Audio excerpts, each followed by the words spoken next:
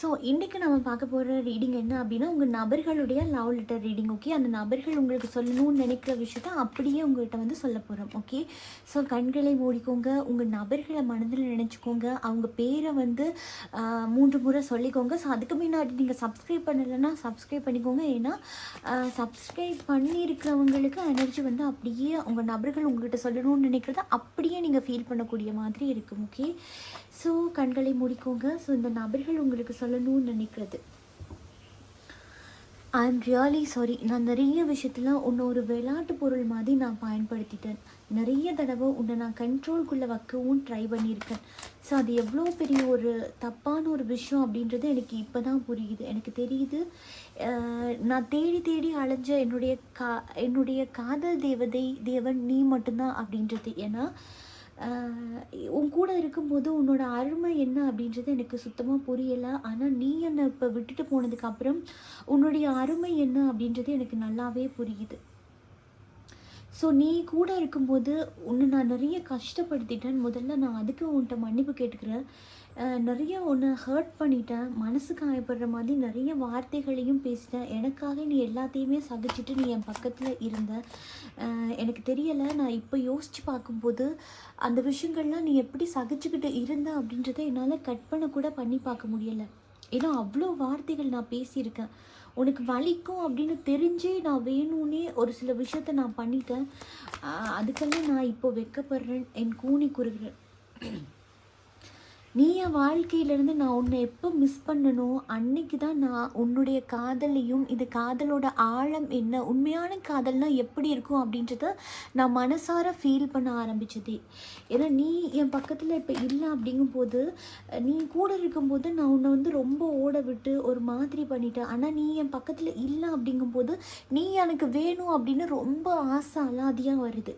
நீ என் கூடவே இருக்கணும் அப்படின்னு தோணுது. உனக்கு தெரியாது, நான் நைட் டைம்லலாம் நிறைய நான் உன்னை பற்றி யோசிக்கிறேன்னு தெரியுமா? நான் ஒரு சில விஷயத்த பயப்படாமல் நான் பண்ணிடலாம் அப்படின்னு நினைக்கிறேன். ஆனால் என்னால் பண்ண முடியல. ஏதோ ஒரு விஷயம் என்னை தடுத்து நிறுத்துகிற மாதிரி எனக்கு ஃபீல் ஆகுது.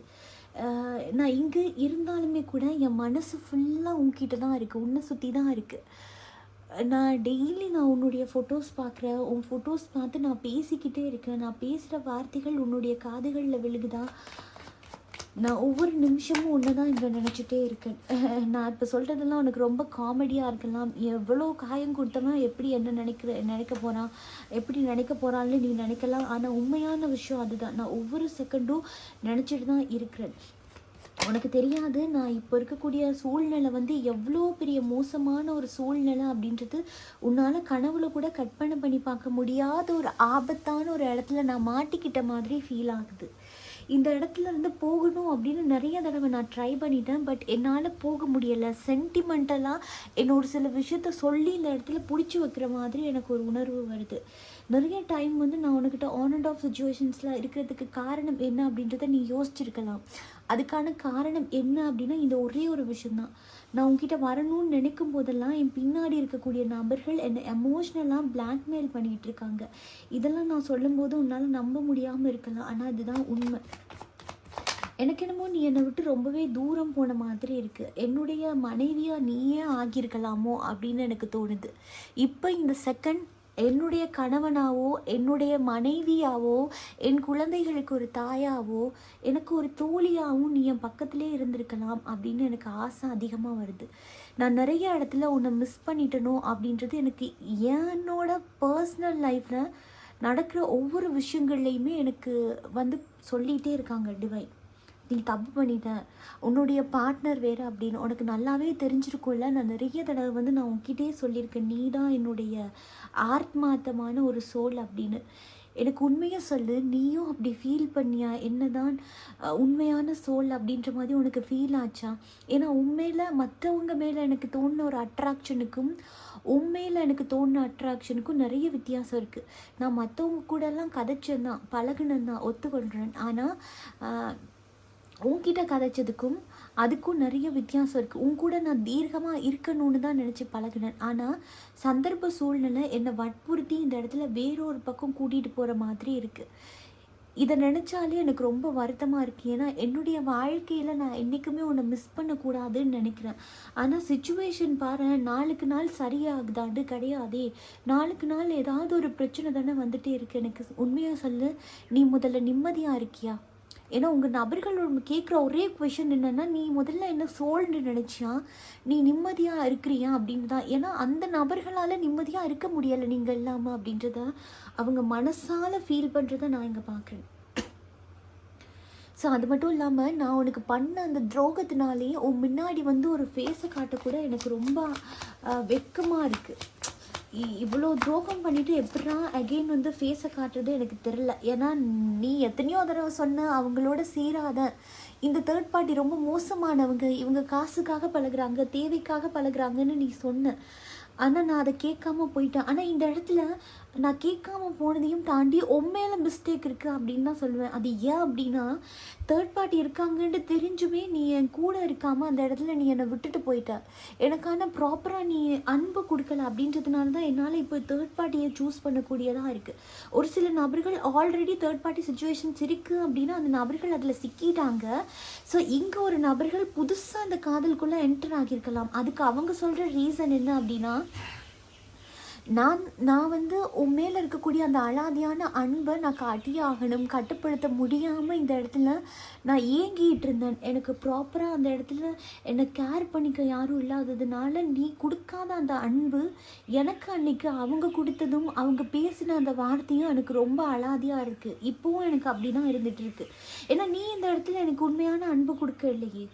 அவங்க கொஞ்சம் கொஞ்சமாக என் மனசுக்குள்ளே ஸ்ட்ராங்காக பார்க்குறாங்க தான், நான் இல்லைன்றலாம் சொல்ல கிடையாது. ஆனால் அதுக்கு ஈக்குவலாக நான் உன்னையுமே வச்சுருக்கேன் அப்படின்ற மாதிரி அவங்க சொல்கிறாங்க. தேர்ட் பார்ட்டியையும் பாதியாக சொல்கிறாங்க, அதே மாதிரி உங்களையும் சொல்கிறாங்க. இதுக்கு காரணம் வந்து நான் நினைக்கிறேன் உங்களுக்கும் அவங்களுக்கும் அந்த பேசாமல் இருந்த அந்த தூரம் தான். ஏன்னா நீங்கள் இங்கே இருக்கீங்க, அவங்க இங்கே இருக்காங்க. அப்போவே நீங்கள் பேசிட்டீங்க அப்படின்னா இந்த 2 of Cups வந்து அவங்க உங்களோட அந்த மிங்கிள் ஆகியிருப்பாங்க. ஆனால் நீங்கள் கெப்பை விட்டதுனாலோ என்னமோ இப்போ இந்த நபர்கள் வந்து தேர்ட் பார்ட்டி பக்கம் கொஞ்சம் அடிக்ட் ஆகி போகிற மாதிரி இருக்குது. அதை தான் அவங்க சொல்கிறாங்க, நான் வெக்கப்படுறேன், கூச்சப்படுறேன் இந்த இடத்துல அப்படின்ற மாதிரி.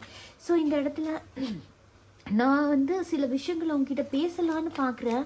ஆனால் அதை நீ எப்படி எடுத்துக்கொள்ளுவ அப்படின்றது எனக்கு சுத்தமாக தெரிய மாட்டேன்னுது. நான் வந்து சும்மா வார்த்தைகளாலாம் சொல்ல கிடையாது. எத்தனை ஜென்மம் எடுத்தாலும் எனக்கு நீ தான் வேணும் அப்படின்ற மாதிரி நான் அது வந்து மனசார ஃபீல் பண்ணி தான் நான் ஒவ்வொரு விஷயத்தையும் சொன்னேன். ஆனால் எனக்கு தெரியல இப்போது நான் ஆசைப்பட்ட விஷயங்கள்லாம் நிறைவேறுமா அப்படின்றதே என்னால் இங்கே சொல்ல முடியாமல் இருக்குது. ஏன்னா இப்போது உன் பார்வையில் நான் என்னமோ சீட் பண்ண மாதிரியே நீ பார்க்குற. ஆனால் என்னுடைய சைடில் இருக்கக்கூடிய பிரச்சனை ஏதாவது உன்னுடைய கண்களுக்கு தெரியுதா அப்படின்னா எனக்கு இங்கே என்னோட பிரச்சனை என்ன, ப்ராப்ளம் என்ன அப்படின்றது உனக்கு தெரிஞ்ச மாதிரியே எனக்கு தெரியலை. ஸோ நீங்கள் வந்து என்ன தப்பாக நினச்சிக்கிட்டு தான் இருக்க. ஆனால் என்னுடைய சைடில் இருக்கக்கூடிய நியாயமான விஷயத்தையும் நீ பார்த்து தான் ஆகணும் அப்படின்ற மாதிரி உங்கள் நபர்கள் ரொம்ப ஸ்ட்ராங்காக சொல்கிறாங்க. ஓகே, ஸோ அது மட்டும் இல்லாமல் இந்த ரிலேஷன்ஷிப் எண்டிங் ஆனதுக்கு நான் மட்டுமே காரணம் கிடையாது, நீயும் ஒரு காரணம் தான். ஏன்னா இன்றைக்கி எனக்கு பிடிக்காத நபர்கள் கூட இன்றைக்கி திருமணத்தை பேசிகிட்டு இருக்காங்க, அவங்க கூட ஒரு கமிட்மெண்ட் ஆகணும்னு நினைக்கிறாங்க. இன்றைக்கி நான் விருப்பமே இல்லாமல் ஒருத்தவங்க கூட மன ரீதியாகவும் உடல் ரீதியாகவும் நான் ஜாயின்ட் ஆகி இருக்கிறேன் அப்படின்னா அதுக்கான முழுக்க இருக்கக்கூடிய தூண்டுகோல் நீயாக தான் இருக்க. இந்த இடத்துல குற்றவாளி எவ்வளவோ தண்டிக்கப்படக்கூடியவங்களோ அதே மாதிரி ஒரு குற்றத்தை செய்ய தூண்டுபவர்களுமே தண்டிக்கப்படக்கூடியவர்கள் தான் அப்படின்ற மாதிரி ஒரு ஆதங்கமான ஒரு எண்ணம் உங்கள் நபர்களுக்குள்ளே இருக்கிறத நான் பார்க்குறேன். ஏதோ ஒரு இடத்துல உங்கள் நபர்கள் ட்ரிகர் ஆகின மாதிரி இருக்குது. ஸோ அந்த ட்ரிகர் ஆகி அடுத்து என்ன பண்ணுறது அப்படின்னு தெரியாமல் இந்த நபர்கள் ஒரு சில முடிவுகளை இங்கே எடுத்த மாதிரி தான் இருக்குது. இங்கே பார்த்தீங்கன்னா ஸ்டக் மூமெண்ட், இடைப்பட்ட அந்த இடைவேளி அதுங்கிறதே உங்களையும் உங்கள் காதலையும் இங்கே வேறு சைக்கிளில் திருப்பி விட்ட மாதிரி இருக்குது இங்கே பார்க்க. ஸோ அது மட்டும் இல்லாமல் நிறைய பேருக்கு வந்து இங்கே நீங்கள் நினச்சிட்ருக்கீங்க அந்த நபர்கள் வந்து ஓகே யோசிக்கிறாங்கன்னு, ஆனால் அந்த நபர்கள் ஏதோ ஒரு விஷயத்தில் மாட்டிக்கிட்டு உங்ககிட்ட சொல்லணும்னு துடிச்சிட்டு இருக்காங்க. ஓகே, ஸோ இதை நீங்கள் வந்து ஆத்மார்த்தமாக நீங்கள் ஃபீல் பண்ணியிருந்தீங்க அப்படின்னா இதுக்குள்ளே ஏதோ ஒரு விஷயம் இருக்குது அப்படின்றத நீங்கள் ஃபீல் பண்ணி கொண்டு இருக்கீங்க அப்படின்னா கண்டிப்பாக உங்களுக்கான லவ் ரீடிங்ஸ் வந்து இருக்குது இன்னும். ஓகே, ஸோ அப்படி என்னுடைய நபரோட மனதை நான் இன்னும் கொஞ்சம் ஆழமாக படிக்கணும்னு நினைக்கிறேன் அப்படின்றவங்க வந்து டைரெக்டாக நீங்கள் வாட்ஸ்அப்க்கு டிஎம் பண்ணி அந்த நபர்களுக்கு மட்டுமே பிரத்யோகமான ரீடிங் ஆஃபர். ஓகே, ஸோ நான் இந்த இடத்துல தான் இந்த ரீடிங் ஆஃபரை வந்து டிசைன் பண்ணேன். ஏன் அப்படின்னா இதில் வந்து நிறைய பேரோட மனசில் வந்து இதை சொல்லணும் அப்படின்ற ஏக்கம் அவங்களுக்கு அலாதியாக உருகி கொண்டே இருக்கிறாங்க. அப்படிங்கும்போது எஸ், கண்டிப்பாக டிவைன் எவ்வளோ தூரம் அவங்களுக்கு கைட் பண்ணும்போது அந்த சோல்கான ரீடிங்கை நம்ம கொடுத்து தானே ஆகணும். ஸோ அப்படிங்கும்போது இந்த இதோட கனெக்டிவ் ரீடிங் உங்களுடைய நபர்களோட மனதை நீங்கள் முழுசாக தனிப்பட்ட ரீதியாக தெரிஞ்சுக்கொள்ளணும் அப்படின்னா உடனே நீங்கள் வாட்ஸ்அப்புக்கு டிஎம் பண்ணி உங்களுக்கான பர்சனல் ரீடிங்கை வந்து புக் பண்ணிக்கொள்ளுங்க.